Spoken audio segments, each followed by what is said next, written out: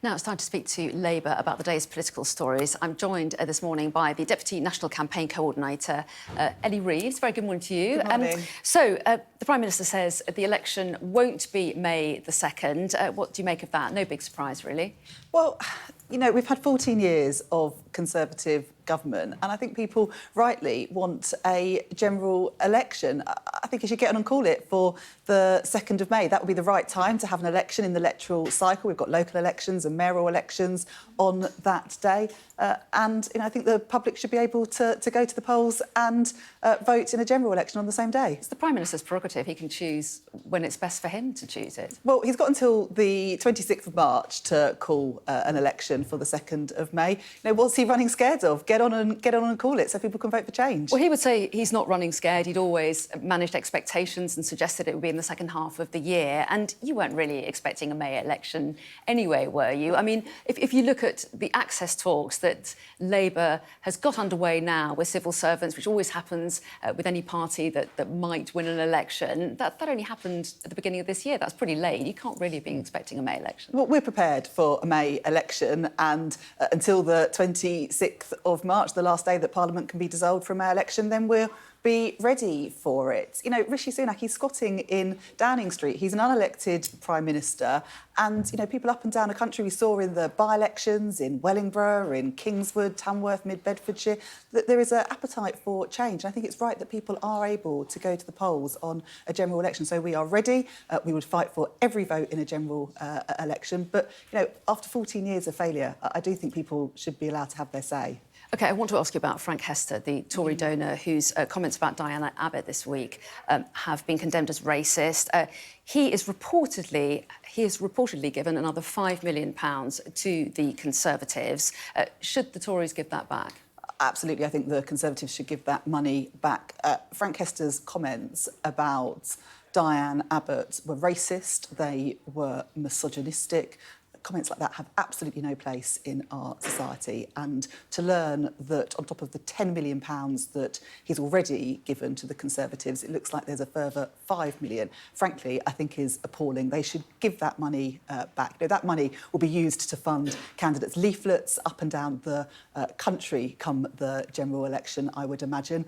And I just think that's appalling and wrong. Well, and yet the Tories would say he's apologised. They would say they took the money in good faith before they knew anything about any comments he'd made. Well, he hasn't really apologised. I think he said his comments were rude, but he hasn't accepted that they were racist, as far as I can see. So, you know, I'm not sure that's much of an apology. And, you know, the abuse that Diane has had as a result of those comments is just appalling. They should hand that money back. Well, yes, and since the row, there have been calls to readmit Diana Abbott to the party. Do you think because of what's happened to her, she should be readmitted? Well, I think it's important not to conflate the two things. Diana Abbott had the whip removed, suspended after comments that she made, and there's an investigation going on in relation to that. Labour has robust investigation processes, and that's what's being carried out at the moment. It's right that process takes its course, and there'll be an outcome of that. So I think it's important not to conflate that with the racism and misogynism that Diana's faced. Not just with Frank Hester and his comments, but more broadly. You know, she was the first black member of Parliament to be elected. She's been a real trailblazer, but the abuse she suffered over a number of years is huge. And frankly, you know, Frank Hester's comments just fuel that. Your deputy leader, Angela Rayner, said she'd like to see Diana Abbott back as a Labour MP. Would you? I think it's a matter for the investigation. You know, Diane is a fellow London MP. She's someone that I've known a long time and someone that, as a trailblazer, I have a huge amount of respect for. But we need that investigation to run its course. Why is it taking so long? Look, we set up robust care setups, robust procedures that MPs aren't part of, and I think it's right that MPs aren't part of that process, that it's removed from that. So I'd like to see that investigation concluded quickly, but it's also important that those proper processes are followed. Other MPs' cases have been dealt with much more quickly? Look, I can't comment about an investigation that I'm not part of and that is independent. I hope that it will conclude swiftly and that there'll be an outcome of it, but that is an independent process, and rightly so. While you're here, I also want to ask you about a Sky News investigation that it did in conjunction with The Independent, which uncovered a catalogue of sexual abuse complaints from mental health ward inpatients. Rape Crisis England and Wales has responded to that investigation by calling for a public inquiry. Do you back those calls? Yeah, I mean, what's happened in the investigation, and it's just appalling. I think something like 20,000 cases of sexual abuse. This shouldn't be happening, and the NHS needs to get a grip of this. It's a huge issue. I think there needs to be an inquiry, but also, you know, the Tories committed in their 2010 manifesto and their 2015 manifesto to end mixed-sex wards. They've failed to deliver on that in 14 years of government. It needs to be a priority because, you know, the report is just appalling. Rape Crisis are also calling for a minister responsible for the safety of women on mental health wards, women-only wards, and a provision to allow victims to give evidence.